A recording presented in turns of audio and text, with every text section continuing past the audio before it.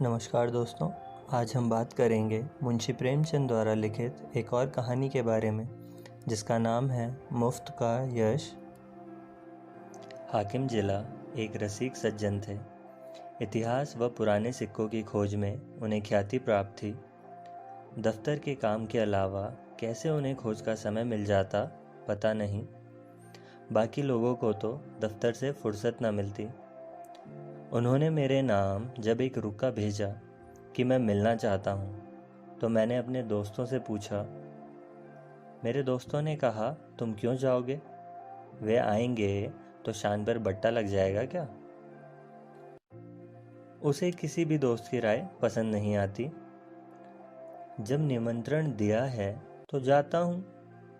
वैसे भी वह ठहरे हाकिम जिला अफसर और हम उपन्यासकार। अब यह देश इंग्लैंड या यूएसए तो है नहीं जो उपन्यासकार की मेज पर आना अपना गौरव समझेगा। यह भारत है जहाँ लेखक बिना बुलाए राजा के पास पहुँचते हैं, कसीदे पेश करते हैं और इनाम के लिए हाथ पसारते हैं। अच्छा है वैसे भी वह मेरे घर नहीं आए। 4-5 रुपए का खर्चा हो जाता। कहाँ मैं गुच्छे में बीड़ी पीने वाला व्यक्ति और कहाँ वे 2 रुपए का सिगार पीते हैं। अगर वे आते तो उनके लिए सिंहासन भी लाना पड़ता और यदि उनकी पत्नी भी आ जाती तो तब तो और खर्चा हो जाता। मैंने निमंत्रण स्वीकार किया, उनके घर गया और गपशप की और वापस आ गया। अब हर जगह चर्चा होने लगी कि मैं अफसर साहब का बहुत अच्छा मित्र हूँ। अब हर कोई मेरे पास अपनी कथाएं लेकर आता। एक दिन मैं कमरे में बैठा था कि मेरे बचपन का मित्र आ गया। उसका नाम बलदेव था। पढ़ाई में एकदम मूर्ख था। मौलवी साहब की छड़ी जहाँ असफल रही, मेरा प्रेम सफल हुआ। मैं उसे मन लगाकर पढ़ाता था और बलदेव चल निकला। बलदेव मेरी बहुत तारीफ करता है। कहता है, 4 अक्षर तुमने पढ़ाए तब जाकर जमींदारी संभाल लेता हूँ। बचपन याद आ जाता है पुरानी बातें सोचकर। अब बलदेव अपने बेटे के बारे में बताता है कि पुलिस ने उस पर झूठा मुकदमा चला दिया है क्योंकि उसकी 1-2 बार दरोगा जी से कहासुनी हुई है। हफ्ते से हिरासत में है और मुकदमा मोहम्मद खलील लड़ रहा है।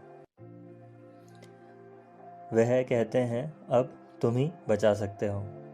घर पर सब परेशान हैं। इसकी माँ रो रही है, इसकी पत्नी ने कई दिनों से खाना नहीं खाया है।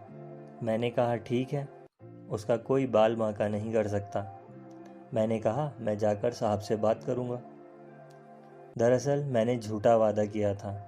मैंने पहले ही कहा था हाकिम जिला पुलिस के मामलों में नहीं पड़ते, जिससे यदि उसे जेल हुई तो उसे लगेगा हाकिम ने मेरी बात स्वीकार ही नहीं की। कुछ दिन बीत गए और मैं ये बात भूल गया।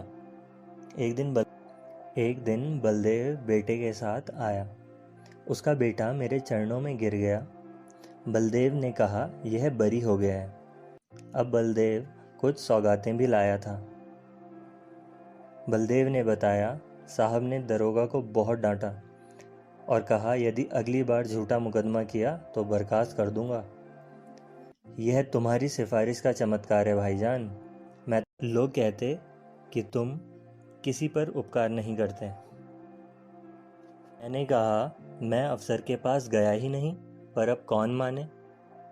उसने सोचा कि इसने उपकार भी कर दिया है और अब मान भी नहीं रहा है। बहुत बड़ा आदमी है ना। मुफ्त का यश छोड़ने को जीना चाहता था।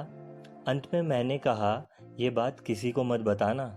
जैसे मैंने स्वीकार किया कि मैंने ही उसकी सिफारिश की हो और यहीं पर कहानी समाप्त हो जाती है। इस कहानी में प्रेमचंद ने बताया है कि अगर किसी को बिना कुछ किए प्रशंसा मिल रही हो तो वह उसे स्वीकार करने के लालच से बच नहीं पाता।